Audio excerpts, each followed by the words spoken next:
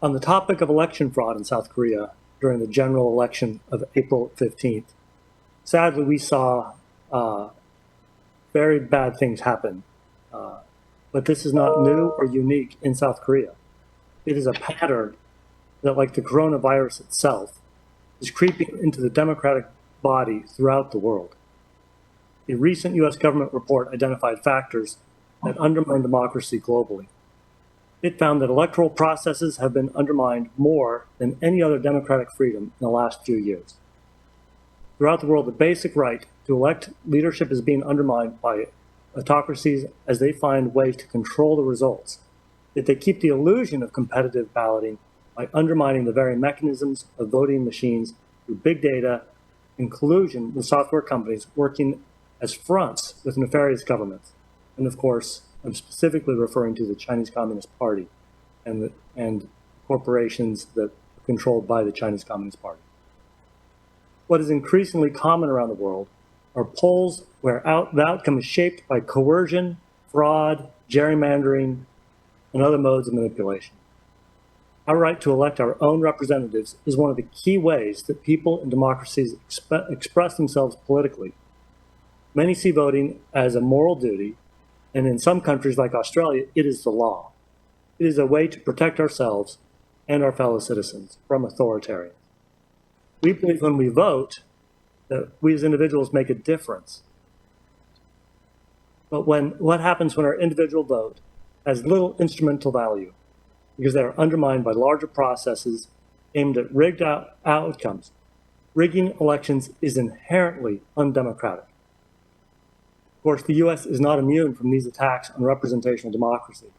Shockingly, the US Speaker of the House of Representatives, Nancy Pelosi, has implemented a proxy voting scheme so that she can control how every member of her own party votes on bills in Congress. The chamber of the Congress that is supposed to be the People's House has become the Pelosi House. Similarly disturbing, the governor of New Jersey has just ordered that mail-in ballots be sent to every voter in his state, even though they have not requested those ballots. But there is nothing to prevent these same voters, after they have already cast a mail-in ballot, from also going to a voting location on election day to cast another ballot. If this is allowed to stand, I promise you that more ballots will be cast than the total number of eligible voters in that state. This is also very anti-democratic. This has been a case globally for the last few years. The military and other security forces influenced key Asian elections and carried out gross rights violations against minorities. In Cambodia, the military police, and police openly campaigned for the ruling party. That party won all the seats in the legislative branch. Pakistan's elections were competitive, but the military's influence over the courts and the media was widely thought to have tilted the outcome in favor of Imran Khan, who took office as prime minister. In Myanmar, the military is accused by UN investigators of committing genocide against the Rohingya people, over 700,000 of whom have fled to Bangladesh since the start of violence in 2017. And of course, in China, it is estimated that over 1 million ethnic Uyghurs, Kazakhs, and Hui have been forced into re-education centers. We are seeing more and more reports of the rights violations emerging from within these camps. Meanwhile, Communist Party leader Xi Jinping secured a potential life tenure when the National People's Congress rubber-stamped a decision to remove the Constitution's 2-year limit on the presidency. And similarly in Russia, a referendum passed allowed Putin to remain in power as president until at least 2036, but of course, that will go on forever.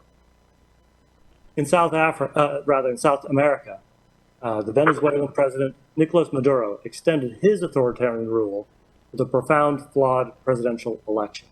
And in Nicaragua, President Daniel Ortega pursued a ferocious crackdown on nationwide anti-governmental protest movements.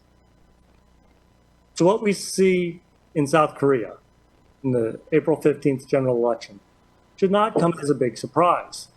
However, it still does become a surprise to me because we associate South Korea with democracy and the rule of law. Since South Korea emerged from authoritarian rule in 1987 up to the present, we have witnessed a robust democracy and compounding economic growth. Citizens who engage their civil rights to protest and demand the leadership that represents them instead have seen their rights abused and their voting disregarded. Around the world, global freedom has diminished over the last 15 years. We have seen global freedom backsliding among new democracies, compounded by the erosion of political rights and civil liberties among established democracies such as South Korea and the United States. Just as we in America have called out foreign leaders for undermining democratic norms in their countries, we must draw attention to the same sorts of warning signs in the United States and in allied countries. Let us admit that the U.S. has an irreplaceable role as a champion of global freedoms, as it is a priority for us. And I want to comment that we do have KT McFarland and Fred Fleitz here, who have played very senior roles in this administration and who have done amazing work in this regard. But the difficulties facing democracy in the United States did not begin with the inauguration of President Trump. The health of U.S. democracy has been undermined since well before that. We saw an intensified political polarization and a weaponization of our government against its political opponents. This was during the Obama administration, when his Department of Justice spied on the Trump campaign. Initially, the accusation was that President Trump was colluding with the Russians. Of course, that proved not to be true. Instead, the only campaign that was colluding with the Russians was the Hillary Clinton campaign. And her campaign actually paid Russian operatives to draft a fake dossier and created fantastic kinds of accusations. But the American system of government and democracy is robust. But that is not so everywhere. In Venezuela and Turkey, human rights agencies have reported that democratic institutions gradually succumbed to sustained pressure from an anti-democratic leadership.